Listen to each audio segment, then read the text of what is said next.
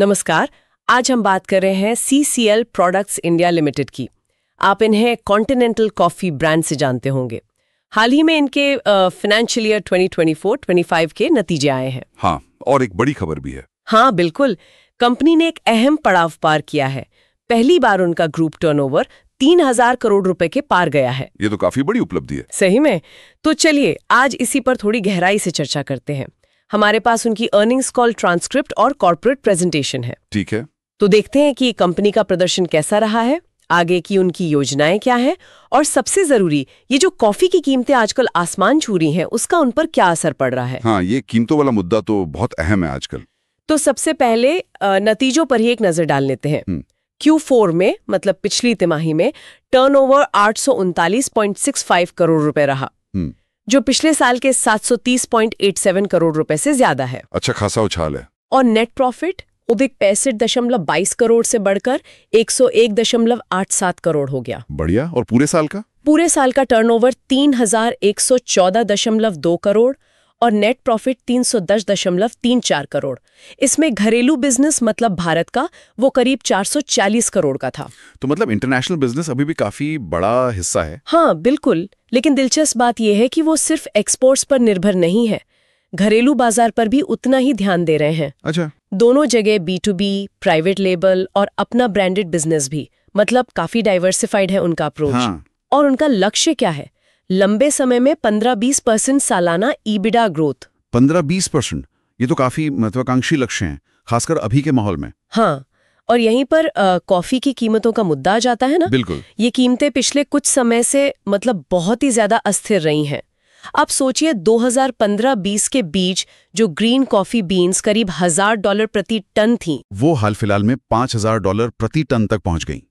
5 गुना। बाप रे, $5,000। हाँ, और CCL का जो बिजनेस मॉडल है वो कॉस्ट प्लस है। कॉस्ट प्लस मतलब वो अपनी लागत, जिसमें हरी कॉफी का दाम मुख्य है, उस पर अपना एक तय मार्जिन या मुनाफा जोड़कर दाम तय करते हैं। तो दाम कितना ऊंचा है उससे ज्यादा फर्क नहीं पड़ता, क्योंकि वो ग्राहक को पास ऑन हो जाता है। अच्छा। लेकिन दिक्कत आती है स्थिरता से।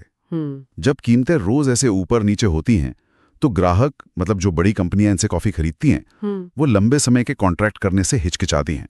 वो छोटे छोटे कॉन्ट्रैक्ट करते होंगे फिर। बिल्कुल, और इससे CCL की प्लानिंग पर असर पड़ता है। फिर कीमतें बढ़ने और इस अस्थिरता की वजह से उनकी वर्किंग कैपिटल जरूरतें भी बढ़ गई हैं। वर्किंग कैपिटल मतलब? रोजमर्रा के खर्चे के लिए पैसा। हाँ, कच्चा माल खरीदने, स्टॉक रखने, इन सब के लिए। इस वजह से उनका कर्ज भी करीब 1800-1900 करोड़ तक पहुंच गया है। ये तो काफी ज्यादा लगता है। हाँ, लेकिन कंपनी का कहना है कि इसका बड़ा हिस्सा या तो कंफर्म्ड ऑर्डर्स के लिए रॉ मटेरियल खरीदने में लगा है, या फिर क्षमता विस्तार मतलब कैपेसिटी एक्सपेंशन के निवेश के लिए। तो वो इसे कंट्रोल्ड मान रहे हैं। ये समझना जरूरी था। तो इस पूरे माहौल में जहां कीमतें इतनी अस्थिर हैं, उनकी रणनीति क्या है? वो कैसे आगे बढ़ रहे हैं? देखिए, उनकी रणनीति काफी सधी हुई लगती है और कई हिस्सों में बटी हुई है। जैसे? एक तो है विकसित बाजार, यूरोप, अमेरिका। यहाँ कॉफी की खपत लगभग स्थिर है, ज्यादा बढ़ नहीं रही। तो वहां उनका फोकस है मार्केट शेयर बढ़ाने पर, मतलब दूसरों से बिजनेस छीनना या नए ग्राहक जोड़ना। ठीक है। और दूसरी तरफ है विकासशील बाजार, भारत, चीन, मिडल ईस्ट। यहाँ कॉफी पीने का चलन बढ़ रहा है। हाँ, यहाँ तो कैफे कल्चर वगैरह काफी तेजी से फैल रहा है। बिल्कुल। तो इन बाजारों में वो पूरी कैटेगरी की ग्रोथ का फायदा उठा रहे हैं। कंपनी को उम्मीद है कि यहाँ डबल डिजिट ग्रोथ मिलेगी।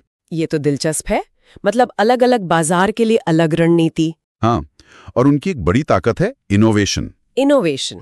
कॉफी में कैसे? उनके पास आज 1000 से ज्यादा अलग अलग तरह के कॉफी ब्लेंड्स हैं। 2015-20 में ये शायद 500-600 थे। 1000 ब्लेंड्स? हाँ, इसका मतलब वो हर तरह के ग्राहक की जरूरत और पसंद के हिसाब से कॉफी बना सकते हैं। ये प्राइवेट लेबल बिजनेस के लिए बहुत जरूरी है, जहां हर क्लाइंट की अपनी मांग होती है। और वो नए प्रोडक्ट्स भी ला रहे हैं शायद। हाँ, जैसे इंस्टेंट कोल्ड ब्रू और माइक्रो ग्राउंड कॉफी। ये इंस्टेंट कॉफी होती है जिसमें थोड़ी सी रोस्टेड और ग्राउंड कॉफी मिलाई जाती है, बेहतर स्वाद के लिए। अच्छा।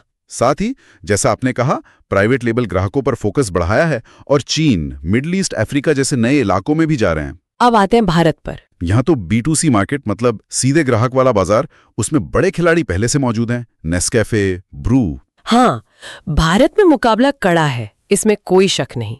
और यहाँ ग्राहक कीमतों को लेकर बहुत संवेदनशील है। सही बात है। हाल में जब दाम बढ़े, करीब 30-30.5% बढ़े पैक्स पर, तो मांग पर कुछ असर दिखा भी। हाँ। हालांकि छोटे पैक्स पर दाम उतने नहीं बढ़े, पर कंपनियों ने वजन घटा दिया। हाँ, ये श्रिंकफ्लेशन वाली बात। वही। लेकिन अगर लंबी अवधि में देखें तो भारत में कॉफी की खपत बढ़ने की बहुत संभावना है। शहरीकरण बढ़ रहा है, डिस्पोजेबल इनकम बढ़ रही है, कैफे कल्चर। तो सीसीएल का क्या प्लान है यहाँ? अभी वो यहाँ मार्केट शेयर बढ़ाने पर ध्यान दे रहे हैं। अभी वो छोटे खिलाड़ी हैं, लेकिन धीरे धीरे अपनी जगह बना रहे हैं। और प्रोडक्शन के लिहाज से कुछ नया किया है? हाँ, उन्होंने वियतनाम में अपने प्लांट का विस्तार पूरा कर लिया है और भारत में भी आंध्र प्रदेश के कुवकोली में एक नई फ्रीज ड्राइड यूनिट लगाई है। फ्रीज ड्राइड, ये क्या है? ये इंस्टेंट कॉफी बनाने की एक प्रीमियम तकनीक है। इससे कॉफी का फ्लेवर और अरोमा बेहतर रहता है स्प्रे ड्राइड के मुकाबले। और इस नए प्लांट में भविष्य में क्षमता दोगुनी करने की गुंजाइश भी रखी है। अच्छा, मतलब भविष्य की तैयारी भी है। बिल्कुल। और उनकी सप्लाई चेन में भी लचीलापन है। मान लीजिए कभी अमेरिका वियतनाम से आने वाली कॉफी पर टैरिफ लगाता है, हाँ, तो सीसीएल भारत से सप्लाई कर सकती है, और अगर भारत पर लगता है तो वियतनाम से। इससे रिस्क मैनेजमेंट होता है। समझ गई। तो कुल मिलाकर देखें तो सीसीएल प्रोडक्ट्स काफी चुनौतियों के बावजूद, खासकर कीमतों वाली, अच्छा प्रदर्शन कर रही है। हाँ, लग तो यही रहा है। इनोवेशन पर जोर, अलग अलग बाजारों के लिए सदी हुई रणनीति और मजबूत वित्तीय नतीजे, ये सब दिख रहा है। और 3,000 करोड़ का टर्नओवर पार करना तो मील का पत्थर है ही। वो 15-20% ईबीटा ग्रोथ का लक्ष्य भी दिखाता है कि उनमें आत्मविश्वास है। हाँ, मुख्य बातें यही हैं। अस्थिर कीमतों और बढ़ती लागतों के बीच संतुलन बनाना, इनोवेशन के जरिए विकसित बाजारों में घुसना और विकासशील बाजारों, खासकर भारत में, मौके भुनाना। बस वर्किंग कैपिटल और कर्ज के स्तर पर नजर रखनी होगी। उम्मीद है कि कीमतें थोड़ी स्थिर होंगी तो ये दबाव भी कम होगा। बिल्कुल। तो इस पूरी बातचीत से एक सवाल मेरे मन में आ रहा है। पूछिए। भारत जैसे देश में जहां चाय का दबदबा रहा है हमेशा से, क्या कॉफी कभी उसे टक्कर दे पाएगी, या मतलब मुख्य पेय बन पाएगी? ये बड़ा सवाल है। और जैसे उपभोक्ताओं की पसंद बदल रही हैं, ग्लोबल इकोनॉमी में उतार चढ़ाव आ रहे हैं, ये कीमतें, इन सब के बीच सीसीएल जैसी कंपनियां अपनी ग्रोथ कैसे बनाए रखेंगी? इस पर सोचने के लिए काफी कुछ है। सही बात है। भविष्य दिलचस्प होगा, देखना। चलिए, आज के लिए इतना ही। अगली बार फिर मिलेंगे एक और ऐसे ही विश्लेषण के साथ।